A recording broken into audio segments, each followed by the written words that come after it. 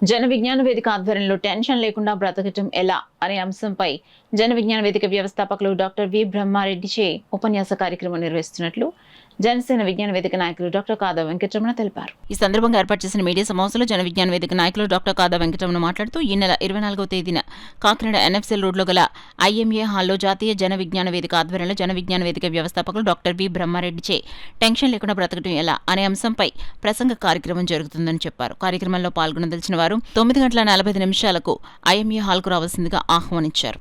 రేపు మేము జన విజ్ఞాన వేదిక కలిసి ఐఎంఏ హాల్లో ఉదయం 10 గంటల నుంచి 12 గంటల వరకు ఒత్తిడి లేని జీవితాన్ని సాధించడం ఎలా అనే దాని మీద ప్రముఖ ప్రజా వైద్యులు మరియు జన విజ్ఞాన వేదిక జాతీయ అధ్యక్షులు శ్రీ వెన్నపూస బ్రహ్మారెడ్డి గారు ఆ అంశం మీద తన యొక్క అనుభవాల్ని ఒత్తిడి లేకుండా ఏ విధంగా జీవించాలనే అంశాన్ని తెలియజేస్తారు.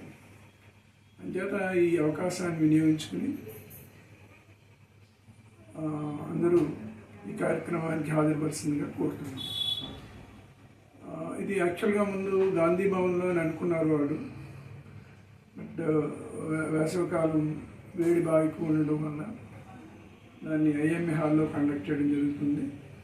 ఐఎంఏ హాల్ కెపాసిటీ 150 మంది మాత్రమే.